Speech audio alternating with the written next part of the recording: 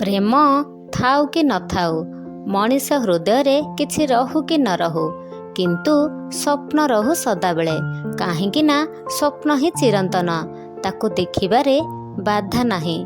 ଯଦିଓ ଜୀବନକାଳ ଭିତରେ ମଣିଷର ସବୁ ସ୍ୱପ୍ନ ସଫଳ ହୁଏ ନା, କିନ୍ତୁ ସ୍ୱପ୍ନ ଯଦି ତୁମକୁ ବଞ୍ଚିବା ଶିଖେଇଲା, ତାକୁ ଆପଣେଇ ନେବାରେ ଅସୁବିଧା କେଉଁଠି? ସବୁ ସ୍ୱପ୍ନ ସତ ହୋଇପାରେ ନା ବୋଲି ତ ସ୍ୱପ୍ନ ଦେଖା ଦୂର ପାହାଡ଼ ଭଳି ସୁନ୍ଦର। କେମିତି, କେବେ, କିଏ ସୃଷ୍ଟି କଲା ଏ ପ୍ରେମ? ଦୁଇଟି ହୃଦୟକୁ ବ୍ୟାକୁଳ ସମ୍ମୋହିତ କରିଦେବାର ନାଁ କ'ଣ ପ୍ରେମ? ସତରେ ବଡ଼ ଅଦ୍ଭୁତ ଏ ପ୍ରେମ। ପୁଣି ତହୁଁ ବଳି ଭଲ ପାଇବା, ପ୍ରେମରେ ବୁଢ଼ୀ ପାଗଳ ହୋଇ ଯାଉଥିବା, ପୁଣି କହୁଥିବା ଛୁଅଁନା ମୋତେ। ଏ ପ୍ରେମ ଏକ ବହୁତ ସଙ୍ଗୀତ। ସେଇ ସଙ୍ଗୀତ ଭିତରେ ବି ଜୀବନର ଶପଥ ନିଆଯାଏ, କେହି କାହାକୁ ନ ଭୁଲିବାର। ଆଉ ସେ ଶପଥକୁ ସାରା ଜୀବନ ନିଭାଇବାକୁ ହୁଏ। ଏହା ହିଁ ତ ପ୍ରେମର କାହାଣୀ। ପ୍ରଥମେ କିଛି ସମୟ ଥଣ୍ଡା ପବନ ବହିବା ପରେ ବଡ଼ ବଡ଼ ଟୋପା ହୋଇ ବର୍ଷା ପଡ଼ିବାକୁ ଆରମ୍ଭ ହେଲା। ସେତେବେଳେ ବିଶ୍ୱ ସ୍କୁଲ ଠାରୁ ବହୁତ ଦୂରରେ, ଘର ମଧ୍ୟ କମ୍ ବାଟ ନୁହେଁ। ଅଦିନିଆ ବର୍ଷା, ଏଣୁ ତା ହାତରେ ଛତା ନାହିଁ। ଠିଆ ହେବାକୁ ପାଖରେ କେଉଁଠି ସେମିତି ବି ସ୍ଥାନ ନାହିଁ। ତେଣୁ ସେ ଲମ୍ବା ଲମ୍ବା ପାଦ ପକାଇ ଚାଲିବାକୁ ଲାଗିଲା।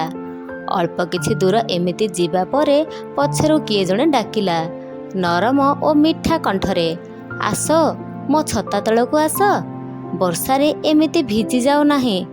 ଫେରି ଚାହିଁ ଦେଖିଲା ବିଶ୍ୱ। ତାପରେ ଅଟକିଛି ଝିଅଟିଏ, ଆଉ ତାକୁ ସେ ବେଶ୍ ଭଲ ଭାବରେ ଚିହ୍ନେ। ତାଙ୍କର ସ୍କୁଲରେ ତାଠାରୁ ତଳ ଶ୍ରେଣୀରେ ପଢ଼ୁଥିବା ଝିଅଟିଏ, ତା ନାଁ ଶିବାନୀ। ଶିବାନୀ ସହିତ ବିଶ୍ୱର ସେଇ ପ୍ରଥମ ଆଳାପ। ପୂର୍ବରୁ ଦେଖାଦେଖି ହୋଇଥିଲେ ମଧ୍ୟ କଥାବାର୍ତ୍ତା ଏଇ ପ୍ରଥମ ଥର। ପ୍ରଥମେ ନାହିଁ ନାହିଁ କରୁଥିଲେ ମଧ୍ୟ ଶେଷରେ ବିଶ୍ୱ ଶିବାନୀର ଛତା ତଳକୁ ଆସିଲା। କିଛି ବାଟ ଗଲା ପରେ ଦୋଛକି ରାସ୍ତାରେ ବାମକୁ ଗଲେ ଶିବାନୀର ଘର, ଆଉ ଦକ୍ଷିଣକୁ ଗଲେ ବିଶ୍ୱର ଘର। ସେତେବେଳକୁ ମେଘ ମଧ୍ୟ ଛାଡ଼ି ଯାଇଥାଏ, ଆକାଶ ମେଘୁଆ ମେଘୁଆ ଥାଏ। ସେଇଠୁ ଦୁହେଁ ବିଦାୟ ନେଇ ଆପଣା ଘରକୁ ଗଲେ। ସେହି ଦିନଠାରୁ ଦୁହିଁଙ୍କ ମନରେ ପରସ୍ପର ପ୍ରତି ଗୋଟିଏ ଭଲ ଭାବନା ସୃଷ୍ଟି ହେଲା। ସ୍କୁଲରେ ଏବେ ଦେଖା ହେଲେ ଶିବାନୀ କେବଳ ଟିକିଏ ହସିଦିଏ। ଏହାଠାରୁ ଅଧିକ ବୋଧହୁଏ ସ୍କୁଲରେ ଶିଷ୍ଟାଚାର ବିରୁଦ୍ଧ। ଶିକ୍ଷକମାନେ ବି ଏ ପ୍ରକାରର କଥାବାର୍ତ୍ତାକୁ ବିଶେଷ ପସନ୍ଦ କରନ୍ତି ନାହିଁ। ଚରିତ୍ର ଖରାପ ହେଲେ ଯିବ ଯେ। ବିଶ୍ୱର ବାପା ପୁଣି ଜଣେ ସେହି ଗୋଷ୍ଠୀର, ମାନେ ଜଣେ ଆଦର୍ଶ ପ୍ରଧାନ ଶିକ୍ଷକ। କିଛି ଦିନ ଗଲା ପରେ ମକର ସଂକ୍ରାନ୍ତି ଆସିଲା। ସେଦିନ ସାରା ଓଡ଼ିଶାରେ ବଡ଼ ଆଡ଼ମ୍ବରରେ ଗୁଡ଼ି ଉଡ଼ା ପର୍ବ ପାଳନ କରାଯାଏ। ସେଦିନ ମଧ୍ୟ ବିଶ୍ୱ ପଡ଼ିଆରେ ସାଙ୍ଗମାନଙ୍କ ସହ ଗୁଡ଼ି ଉଡ଼ାଉଥାଏ। ହଠାତ୍ ତାର ଗୁଡ଼ିର ସୂତା ଛିଡ଼ିଗଲା। ଗୁଡ଼ିଟି ଆସି ଆଭିଜାତ ସମ୍ପନ୍ନ ଲୋକର ଘର ବାରଣ୍ଡା ପାଖରେ ପଡ଼ିଲା। ବିଶ୍ୱ ଗୁଡ଼ି ଆଣିବା ପାଇଁ ସେ ଘର ପାଖକୁ ଗଲା, ଆଉ ଗେଟ୍ ଖୋଲି ପ୍ରବେଶ କଲା। ଗେଟ୍ ପାଖରେ ନିଶରେ ହାତ ମାରି ଗଭୀର ଚିନ୍ତାରେ ନିମଗ୍ନ ଥିବା ଲୋକଟି ବିଶ୍ୱକୁ ଦେଖି ଟିକିଏ ଚଢ଼ା ଗଳାରେ ପଚାରିଲେ, କ'ଣ ଦରକାର? ବିଶ୍ୱ କହିଲା, ମୋ ଗୁଡ଼ି ଛିଡ଼ି ଆସି ଆପଣଙ୍କ ଘର ପାଖରେ ପଡ଼ିଛି, ମୁଁ ନେବାକୁ ଆସିଛି। ଏହା କହିସାରି ବିଶ୍ୱ ଗୁଡ଼ିଟିକୁ ଆଣିବାକୁ ଭିତରକୁ ଗଲା। ଗୁଡ଼ିଟିକୁ ତଳୁ ଉଠାଇ ଆଣିବା ସମୟରେ ବିଶ୍ୱ ଦେଖିଲା ଶିବାନୀ ଝରକା ପାଖରେ ପଦାର୍ଥକୁ ଧରି ଠିଆ ହୋଇଛି। ବିଶ୍ୱ ଆସ୍ତେ ଆସ୍ତେ ତଳକୁ ମୁହଁ ପୋତି ଚାଲିବାକୁ ଲାଗିଲା। ରାତିରେ ବିଶ୍ୱ ଅନେକ କଥା ଭାବିଲା। ତା ଆଖି ଆଗରେ ଶିବାନୀର ରୂପ ଖାଲି ନାଚି ଉଠିଲା। ପରଦିନ ସ୍କୁଲରେ କିନ୍ତୁ ଗୋଟିଏ ଅନ୍ୟ ରକମ ଘଟଣା ଘଟିଲା। ପ୍ରତିଦିନ ଦେଖାହେଲେ ଶିବାନୀ କେବଳ ଟିକିଏ ହସିଦିଏ, କିନ୍ତୁ ଆଜି ଦେଖା ହେବା କ୍ଷଣି ବିଶ୍ୱ ଏକାନ୍ତକୁ ଟାଣି ଆଣି କ୍ଷଣସ୍ୱରରେ ପଚାରିଲା, କାଲି ତୁମେ ଗୁଡ଼ି ଆଣିବା ସମୟରେ ଆମ ବୁଢ଼ା ତମକୁ କିଛି କହିଛି କି? ସେତେବେଳେ ଜଣାପଡ଼ିଲା ଯେ ବିଶ୍ୱ ଗୁଡ଼ି ଆଣି ଯାଇଥିବା ଘରେ ହେଉଛି ଶିବାନୀର, ଆଉ ଗେଟ୍ ପାଖରେ ଭେଟିଥିବା ଲୋକଟି ହେଉଛି ତା ଜେଜେବାପା। ସେଦିନ ରାତିରେ ବିଶ୍ୱକୁ ନିଦ ହେଲା ନାହିଁ। ବିଶ୍ୱ ଗଡ଼ୁଥାଏ ଖଟ ଉପରେ ଏବଂ ଘର ସାରା ଅନ୍ଧାର ଭିତରେ ନାଲି ନେଳି ହଳଦୀ କଳା ରଙ୍ଗର ବୃତ୍ତ ସବୁ ଦୌଡ଼ୁଥାନ୍ତି ତା ଆଖିରୁ ବାହାରି ଯିବା ପରେ। ଧକ୍କା ପାଉଥାନ୍ତି କାନ୍ଥରେ ଏବଂ ପୁଣି ମିଳେଇ ଯାଉଥାନ୍ତି ଆଉ କେଉଁଠି। ଯେତେଟା ବୃତ୍ତ ବାହାରି ଯାଉଥାଏ ସେତେଟା ଶିବାନୀର ମୁହଁ ଉଡ଼ି ଯାଉଥାଏ ଘର ଭିତରେ। କେତେ ସମୟ ପରେ ତା ଭିତରେ ତାକୁ କେହି ଜଣେ ଧକ୍କାଟେ ମାରିଲା। ପୁଣି କହିଲା, ବିଶ୍ୱ ଆଉ ବିଳମ୍ବ କରେନି, ଶୀଘ୍ର ତୋର ମନର ମାନସୀକୁ ସବୁ କଥା ଖୋଲିକି କହିଦେ। ବିଶ୍ୱ ସ୍ଥିର କଲା ଆସନ୍ତାକାଲି ସ୍କୁଲରୁ ଫେରିବା ସମୟରେ ତାକୁ କହିବ। ଠିକ୍ ସେୟା ହିଁ ହେଲା। ସ୍କୁଲ ଛୁଟି ହେବା ସମୟରେ ଶିବାନୀ ଘରକୁ ଫେରୁଥିବାର ଦେଖି ବିଶ୍ୱ ଜୋରରେ ସାଇକେଲ ଚଳାଇ ଆସି ତା ପାଖରେ ପହଞ୍ଚିଗଲା ଆଉ କଥା ଛଳରେ ସବୁ କହିଦେଲା। ଶିବାନୀ ସବୁ ଜାଣି ମଧ୍ୟ ନ ଜାଣିବା ଛଳରେ କହିଲା, ଏତେ ଧୀରେ କ'ଣ କହୁଛ, ଶୁଭୁନି ପରା।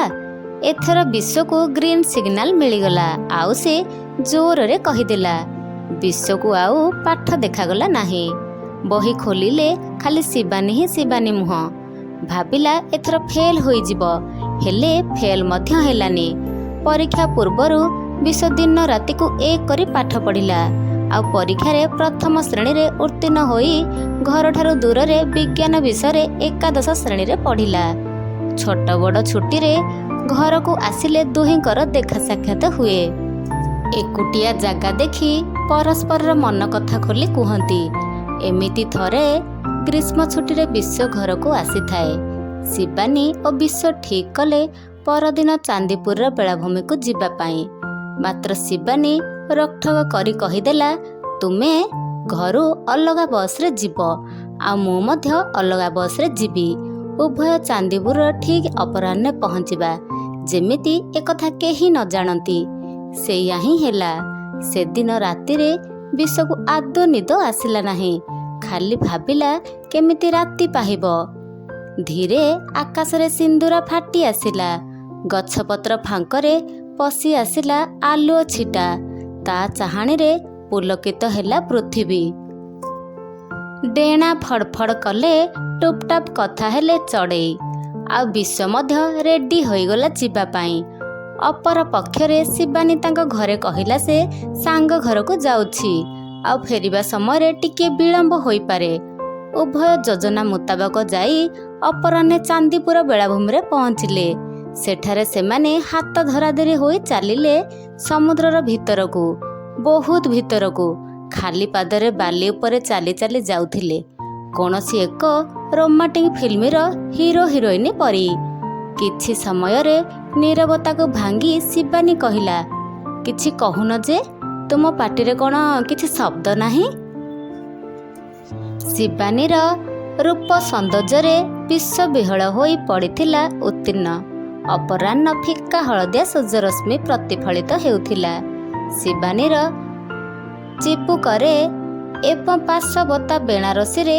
ମୁହୂର୍ତ୍ତକ ପାଇଁ, ମାନେ ଯାହାକୁ ଆମେ କହୁ ଫ୍ରସନ୍ ଆଣ୍ଡ ସେକେଣ୍ଡ, ଠିକ୍ ସେତିକି ସମୟ ପାଇଁ ବିଶ୍ୱର ସେତିକି ଇଚ୍ଛା ହେଉଥିଲା ଶିବାନୀର ସେଇ ସୁନେଲି ଆରପୂର୍ଣ୍ଣ କେଶରାଶିରେ ପାପୁଲି ପୂରେଇ ଆଣିବା ପାଇଁ।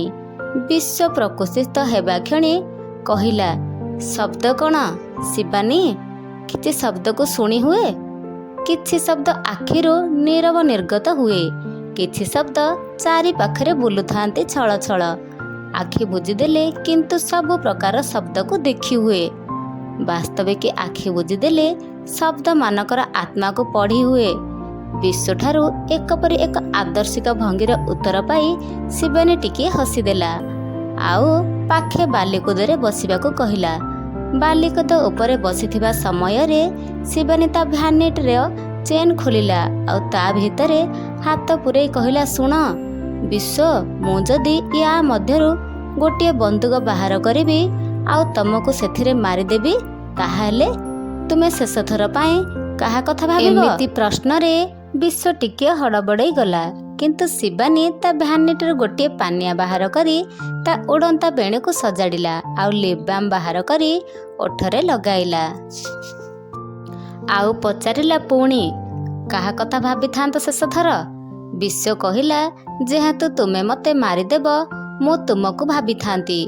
ଓ ଯେହେତୁ ତୁମେ ମୋତେ ଭଲ ପାଇବା କ'ଣ ଶିଖାଇଛ, ମୁଁ ଆଖିକୁ ଚାହିଁ ରହି ମରିଥାନ୍ତି। ଆଉ ମୁଁ ଚାହେଁ ତୁମ ଆଖିରେ ଚିରଦିନ ବଞ୍ଚି ରହିବାକୁ। ଧୀରେ ଧୀରେ ଜହ୍ନ ଉଇଁଲା, ଅନ୍ଧକାର ମାଡ଼ି ଆସିଲା। ସଂଯୋଗବଶତଃ ସେଦିନର ରାତି ଥିଲା ନୀଳ ଜହ୍ନର ରାତି। ଉଭୟ ଜହ୍ନକୁ ଚାହିଁ ରୋମାଣ୍ଟିକ୍ କଥା ହେଉଥିଲେ। ଦର୍ଶକ ବନ୍ଧୁମାନେ, ଯଦି ମୋ ଓଡ଼ିଆ କାହାଣୀଟି ଆପଣମାନଙ୍କୁ ଭଲ ଲାଗିଥାଏ, ଲାଇକ୍, ସେୟାର ଆଣ୍ଡ ସବସ୍କ୍ରାଇବ୍ କରିଦେବେ। ରହୁଛି। ଜୟ ଜଗନ୍ନାଥ।